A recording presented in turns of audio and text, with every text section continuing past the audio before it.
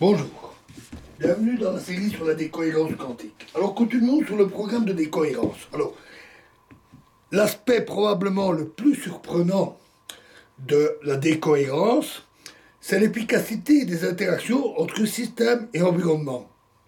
La décohérence a typiquement lieu sur des échelles de temps extrêmement courtes et nécessite la présence de seulement un environnement minimal, comme cela fut montré par exemple par Zhou Zhenze en 1985.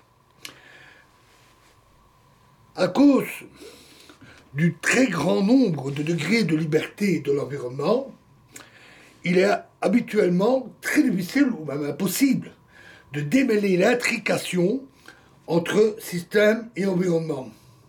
Et on a affirmé que c'était une source de notre impression de l'irréversibilité de la nature, en particulier pour la mesure, comme signalé par Zurek en 2003. En général, l'effet de la décohérence s'accroît avec la taille des systèmes, c'est-à-dire des échelles microscopiques ou macroscopiques. Mais il est important de noter qu'il existe des exemples, considérés parfois comme quelque peu exotiques, où l'influence décohérente de l'environnement peut être suffisamment atténuée pour conduire à des superpositions mésoscopiques et même macroscopiques. Par exemple, le cas des dispositifs supraconducteurs à interférence quantique, les SQUID, où la superposition de courants électriques macroscopiques devient observable. Inversement, certains systèmes microscopiques, par exemple les molécules chirales, qui existent dans différentes configurations spatiales distinctes, gauche et droite, comme les deux gants ou les deux mains, peuvent être sujettes à une décohérence remarquablement forte. Le programme de décohérence traite des deux principales conséquences de l'interaction avec l'environnement.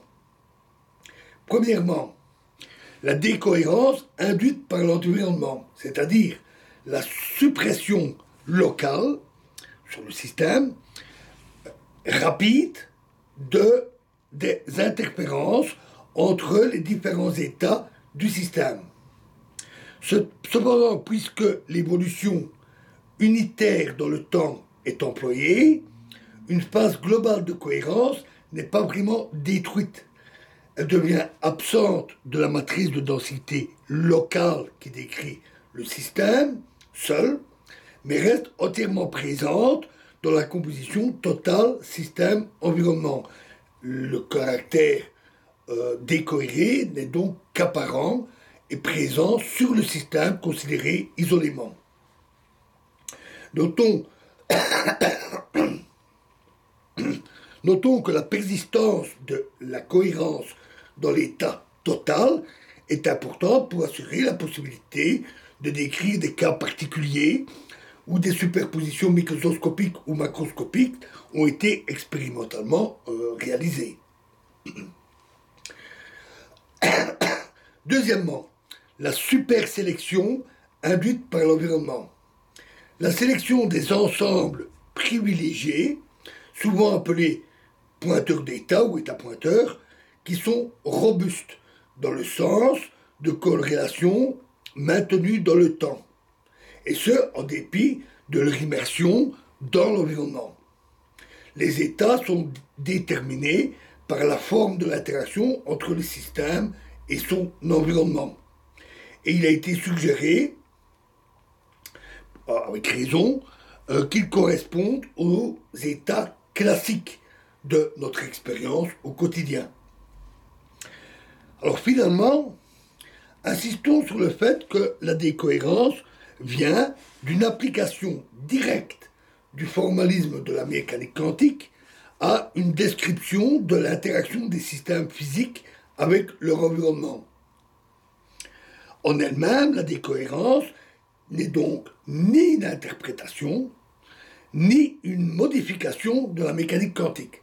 C'est une application de la mécanique quantique.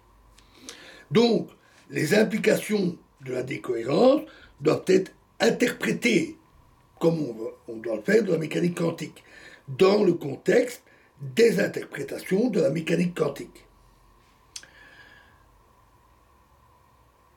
Alors, il est important aussi de noter que, puisque les effets de la décohérence ont été étudiés intensivement et extensivement, à la fois dans les modèles théoriques et expérimentalement, leur existence peut être considérée comme un fait bien confirmé.